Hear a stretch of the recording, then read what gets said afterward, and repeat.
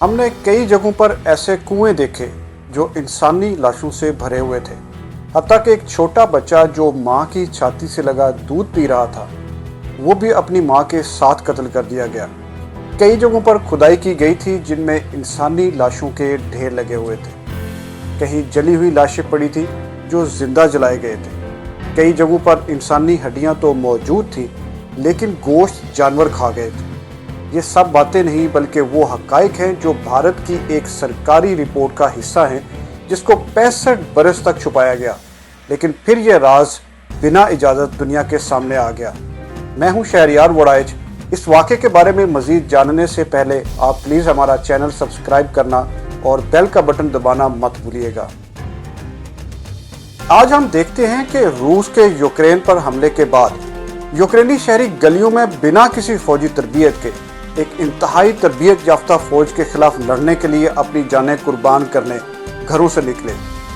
بالکل اسی طرح کا ایک واقعہ 1948 میں بھی ہوا جب مسلمان مرد حملہ آور بھارتی فوج کے خلاف لڑنے اپنے گھروں سے باہر نکلے۔ کسی کے ہاتھ میں چاقو، کسی کے پاس چھری، تو کوئی کلہاڑی اٹھائے ایک تربیت یافتہ فوج کے ساتھ لڑنے کے لیے گلیوں میں موجود تھے۔ چند روز پہلے نریندر مودی کے بارے میں BBC کی ایک رپورٹ پر بھارت میں بی جے پی اور اس کے حامیوں نے واویلا مچا رکھا ہے، کیونکہ اس میں 2002 میں گجرات میں ہوئے فسادات کے واقعے کے بارے میں ان کے ذمہ داروں کا کسی حد تک تعین کیا گیا ہے۔ لیکن کیا آپ کو معلوم ہے کہ گجرات میں نسل کشی کے واقعے سے 54 برس پہلے بھارتی وزیر اعظم جواہر لال نہرو کی حکومت پر مسلمانوں کی نسل کشی کا الزام ہے۔ کچھ رپورٹس کے مطابق 1948 میں ریاست حیدرآباد میں قتل ہونے والے مسلمانوں کی تعداد 2 لاکھ سے زیادہ ہے۔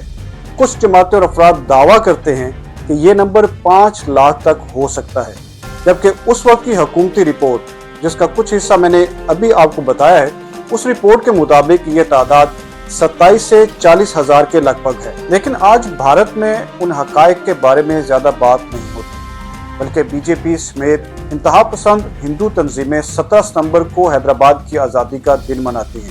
جی ہاں، 16 اور 17 ستمبر کو جب حیدرآباد پر ہندوستانی فوج نے حملہ کیا اور حیدرآباد پر قبضہ کیا، انہی دنوں میں لاکھوں مسلمان مرد، عورتیں اور نوجوان بچے قتل کیے گئے، جبکہ مسلمان رہنما اسے نسل کشی قرار دیتے ہیں۔ الزامات اور حقائق اپنی جگہ پر ایسا ہوا کیوں اور کیسے؟ دراصل 1947 میں ہندوستان کی آزادی کے وقت تقریباً 500 ریاستوں میں سے صرف حیدرآباد ایسی ریاست تھی جس نے خود کو پاکستان یا بھارت کے ساتھ الحاق کرنے سے دور رکھا، بلکہ اپنا الگ تشخص قائم کرنے کا اعلان کیا۔ اس فیصلے پر ہندوستان کو الوداع کہنے والی برطانوی سرکار نے بھی کوئی اعتراض نہیں کیا، کیونکہ وہ بھی دوسری جنگ عظیم میں نظام حیدرآباد میر عثمان علی خان کی بھاری مالی مدد پر شکر گزار تھی۔ اس کا ذکر لارڈ ماؤنٹ بیٹن نے اپنی آٹو بایوگرافی میں بھی کیا ہے، مگر تازہ آزادی حاصل کرنے والے بھارت کو یہ سب منظور نہیں تھا۔ اس وقت ریاست حیدرآباد میں 80% سے زائد آبادی ہندوؤں کی تھی، جبکہ 18% مسلمان تھے، جن کی تعداد 30 لاکھ کے قریب تھی۔ لیکن نظام نے 1947 کو کسی بھی ملک کے ساتھ الحاق کرنا مناسب نہ سمجھا۔ یہ ریاست ہندوستان کی آزادی سے پہلے ہندو مسلم اتحاد کی ایک بہترین شکل تھی، لیکن 1947 کے بعد یہ بہترین شکل چند ہی ماہ میں ایک ڈراؤنی حقیقت میں تبدیل ہو گئی۔ اس شکل کو بدصورت بنانے میں پہلے مسلمانوں نے بھرپور حصہ ڈالا، پھر اس سے بڑھ کر بھارتی فوج اور مقامی ہندوؤں نے کوئی کسر نہ چھوڑی۔ حیدرآباد کی بطور نیوٹرل ریاست رہنے کے اعلان پر ڈپٹی وزیر اعظم سردار پٹیل بہت سیکھ پا تھے۔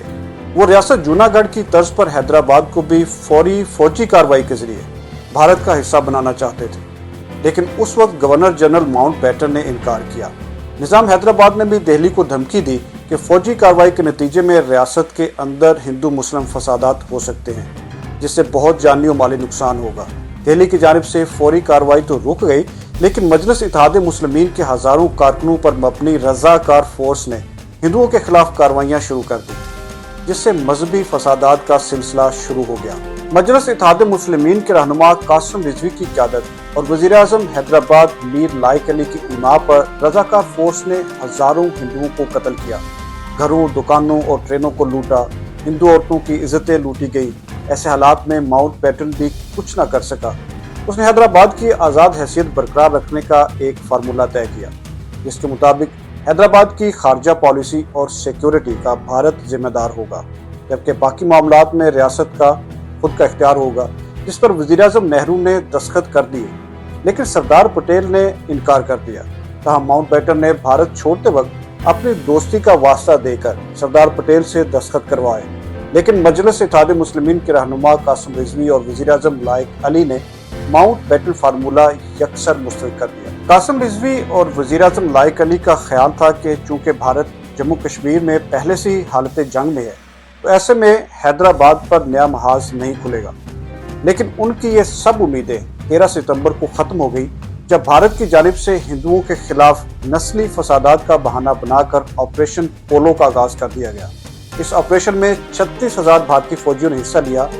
اس وقت بھارتی فوج کے سربراہ برطانوی جنرل رائے بچر تھے، جنہوں نے فوجی آپریشن کرنے سے انکار کر دیا، لیکن بھارتی حکومت نے حیدرآباد کے خلاف فوجی operation major general Ajit Rudra اور میجر جنرل چودھری کو سونپ دیا۔ قائد اعظم محمد علی جناح کی 11 ستمبر 1948 کو وفات بھارت کے لیے ایک اچھا موقع ثابت ہوئی۔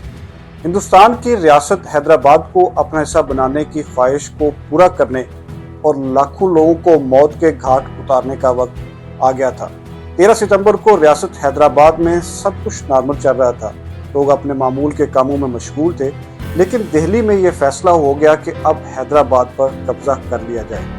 بھارتی فوج نے 22 مقامات سے ریاست پر بھاری اسلحہ اور بڑی نفری کے ساتھ حملہ کیا۔ نظام کی فورس اس حملے کا کچھ خاص مقابلہ نہ کر سکی، جبکہ مجلس اتحاد المسلمین کی رضاکار فورس کو بھی بھاری جانی نقصان ہوا۔ حیدرآباد پر حملے کو آپریشن پولو کا نام دیا گیا تھا۔ قائد اعظم کی وفات کے بعد پاکستان بھی ایسی پوزیشن میں نہ رہا کہ نظام کی کسی بھی طرح کی کوئی بھی مدد کی جا سکے۔ حالانکہ نظام کی جانب سے پاکستان کو ابتدائی دنوں کے سخت مالی مشکلات میں نکالنے کے لیے 20 کروڑ روپے کی امداد دی گئی تھی۔ جب حالات سازگار نہ رہے اور ریاست کے سپاہیوں کا بھاری جانی نقصان ہوا، تو نظام میر عثمان علی نے وزیر اعظم میر لائق علی اور پوری کابینہ سے استعفیٰ لے کر ریاست حیدرآباد کو بھارتی ڈپٹی وزیر اعظم سردار پٹیل کے آگے سرنڈر کر دیا۔ لیکن یہ کہانی یہیں پہ نہ رکی، بلکہ اب ہی تو ظلم و ستم کے ایک نئے سلسلے کا آغاز ہوا، لیکن اس بار ظالم ہندو اور مظلوم مسلمان تھے۔ ان مظالم پر یونائٹڈ نیشن سیکورٹی کونسل نے حیدرآباد آنے کا اعلان کیا تو بھارت نے فوجی کارروائی کو صرف پولیس کارروائی کہہ کر سیکورٹی کونسل کو آنے سے روک دیا، جبکہ مولانا ابوالکلام آزاد کے مطالبے پر مجبوراً ایک کمیٹی تشکیل دے دی، جس کے سربراہ کانگریسی لیڈر پنڈت سندر لال تھے۔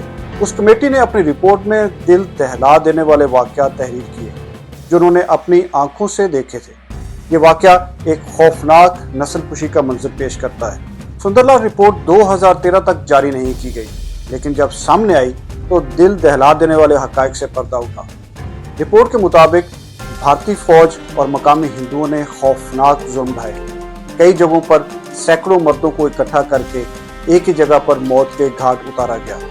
ہزاروں عورتوں کی عزت لوٹی گئی۔ کئی کنویں ایسے تھے جہاں عورتوں نے عزت بچانے کے لیے کود کر جانیں بچائیں۔ ان کی لاشیں کئی دن بعد بھی وہی موجود تھیں۔